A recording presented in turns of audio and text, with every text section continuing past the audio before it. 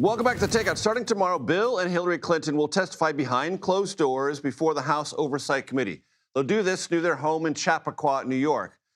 The two have not been accused of any wrongdoing, but the committee's nevertheless looking into their connections to Jeffrey Epstein. New Mexico Congresswoman Melanie Stansbury, Democrat on the Oversight Committee, joins me now. Congresswoman, great to have you. What do you have on your mind, if anything, about Bill and Hillary Clinton and Epstein?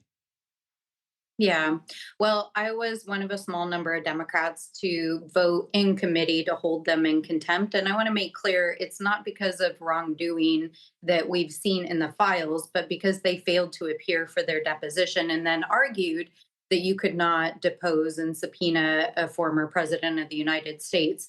And as we are watching a president that is committing crimes virtually every day, it's really important that our committee maintain its subpoena power and that we preserve Congress's checks and balances on the executive branch. Now, I personally do not plan to attend Hillary Clinton's deposition. There is no evidence that I've seen in the files that she is associated with any kind of wrongdoing around the Epstein case.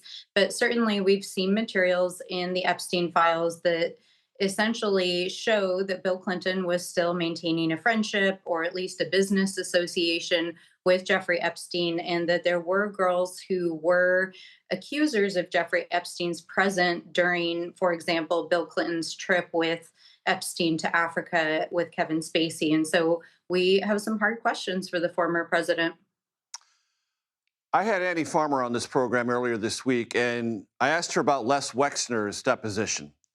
And she found some of the answers there astonishing in that he was never interviewed. The person who was as central to anyone in America to the financial beginnings of the Jeffrey Epstein empire. What else did you take away from that Les Wexner deposition?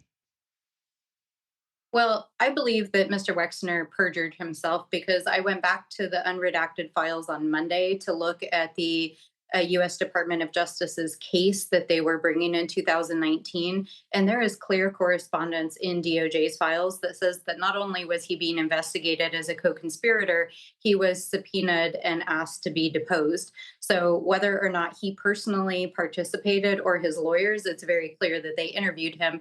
And it's in the actual DOJ memos and correspondence about that case.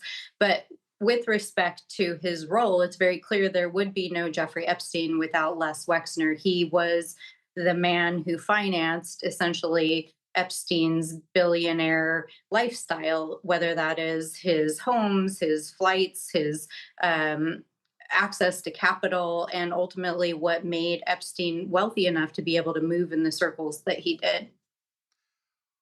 I'd like to ask you about the ranch in New Mexico. The attorney general there has opened an investigation. The state legislature, as I understand it, has on a bipartisan basis supported that. What do you think can be known and learned? Yeah, I had as my State of the Union guest yesterday our State House Representative Andrea Romero, who is the co-sponsor of that bill that created a bipartisan truth commission. And I really want to emphasize that this is not a partisan issue. Holding perpetrators accountable who are committing sexual crimes against minors and sex trafficking women should not be a partisan issue.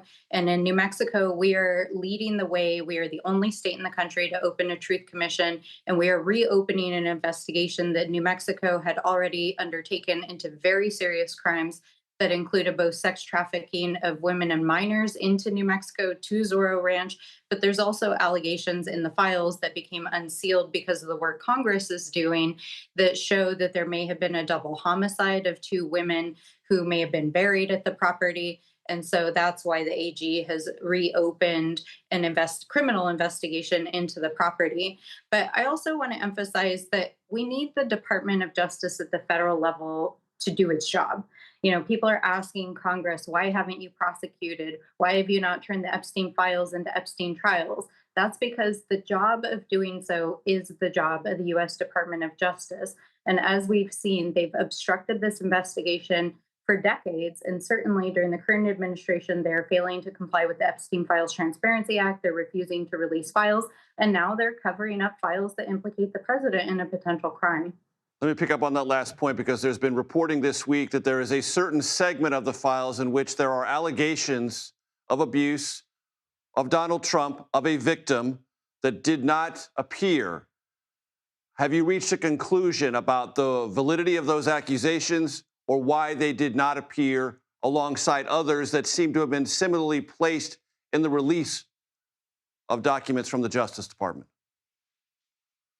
We do not have a conclusive determination, except for that the Department of Justice is involved in a cover up and they've refused to release files into the public domain that we know exist. So, under a Department of Justice manifest, we see a list of files that includes investigations and interviews that were done by the FBI of Donald Trump's accuser. In fact, there are 4 separate interviews that were never released, and the notes of the FBI after they did those interviews. In addition to that, there is memos that include overviews of law enforcement reports, license report, and there's also a photograph that they suppressed. What we know is that the FBI does not engage in that kind of follow up and investigation unless they believe there's a credible allegation. The original FBI complaint is available to the public. You can read it for yourself. The lawyer for the young woman called it into the FBI, and it appears in multiple places within the FBI's internal files. So we don't know the credibility over all of these allegations, but I believe we have to believe survivors. And the fact that the FBI investigated and interviewed this young woman 4 separate occasions indicates that something is very wrong here. New Mexico Democratic Congresswoman Melanie Stansbury. Congresswoman, thank you. I appreciate the time. Thank you.